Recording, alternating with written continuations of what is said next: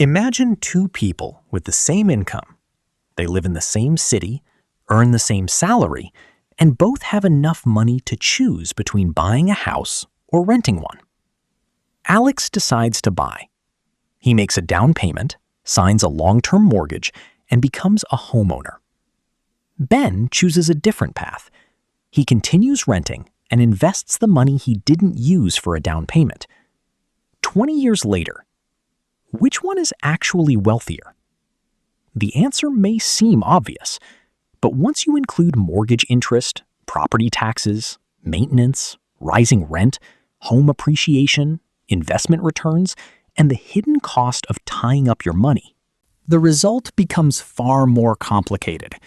Because buying a house can build equity, but renting can provide flexibility and leave more money available to invest. So which choice is actually better? Buying a house or renting and investing the difference? By the end of this video, you'll understand the real financial trade-offs behind both choices, and why the best answer may depend less on the house and more on your income, location, goals, and how long you plan to stay. For decades, people have repeated one simple idea: renting is throwing money away. And at first, that argument sounds logical. Every month, you pay rent, but you don't own the property. So people assume that buying must always be the smarter financial choice. After all, when you buy a house, part of every mortgage payment can help build equity. Equity is the part of the home that you truly own. And if the home's value increases over time, you may build wealth simply by owning an asset that becomes more valuable. But there is a major detail missing from this argument. Your mortgage payment is not the total cost of owning a house. And once you add everything else, buying may become far more expensive than it first appears. The first major cost comes before you even receive the keys: the down payment. That money becomes part of your home equity, but it is also money you can no longer use for other opportunities.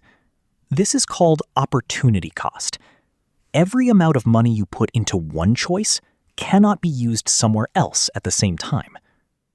Then come the closing costs. These are the fees and expenses involved in completing the purchase, and they can add thousands of dollars to the amount you need up front. But the down payment and closing costs are only the beginning, because once you own the house, the expenses don't stop. And one part of the mortgage may cost far more than most buyers realize. When you take out a mortgage, you are borrowing money to buy the house, and the bank charges interest for lending you that money. That means your monthly payment is usually divided into two main parts. One part reduces the amount you owe. The other part goes to interest.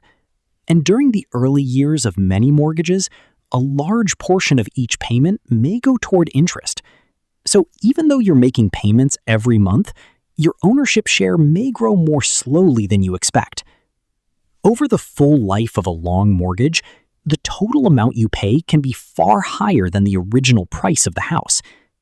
But mortgage interest is still not the entire cost of owning a home, because the moment something breaks, the responsibility becomes yours. And those ongoing costs can completely change the financial comparison between buying and renting.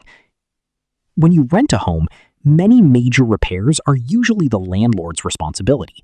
But when you own the house, the repair bill usually becomes your responsibility. A broken roof, a damaged water pipe, or an old heating and cooling system can suddenly cost thousands of dollars. And repairs are only one part of the ongoing cost. Homeowners may also pay property taxes, home insurance, maintenance, and sometimes higher utility costs. None of these expenses may seem overwhelming on their own, but together, they can add a significant amount to the true cost of homeownership. So, does that mean renting is always the smarter financial choice? Not necessarily, because renting has costs too, and one of them can quietly become more expensive every year. The biggest financial weakness of renting is that your monthly payment may increase over time. Unlike a fixed mortgage payment, Rent can rise whenever the lease is renewed. And after many years, you may have spent a large amount on housing without owning the property. But that doesn't automatically mean the money was wasted. Rent is the price you pay for having a place to live without being responsible for the entire property. Renting can also give you something that homeownership may reduce: flexibility. If your job changes, you may be able to move to another city more easily. If your family grows, you may be able to choose a larger home without selling a property first. That flexibility can have real financial value, especially when you don't know where life will take you. But flexibility is not the only advantage renters may have.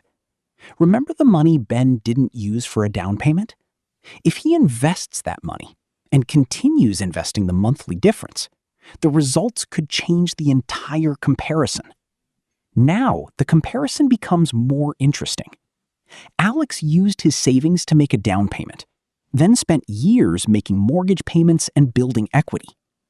Ben kept his down payment money invested and continued adding money over time. Over time, both may build wealth, but they build it in very different ways. Alex's wealth is tied largely to the value of his home. Ben's wealth is held in investments that may be easier to access or move. So after 20 years, who is actually wealthier? The truth is, there is no universal winner. Buying may be the better choice if you plan to stay in the same place for many years, if you can comfortably afford the full cost of ownership, and if owning a home gives you stability and freedom that matter more than flexibility. But renting may be the smarter choice if you expect to move soon, if buying would leave you with little savings, or if you can consistently invest the money you save by renting. The biggest mistake is not buying or renting. The biggest mistake is choosing without understanding the real costs. Buying a house can build equity, stability, and long-term wealth. Renting can provide flexibility, lower responsibility, and more money to invest. The better choice isn't the one everyone else makes. It's the one that fits your finances, your goals, and the life you want to build.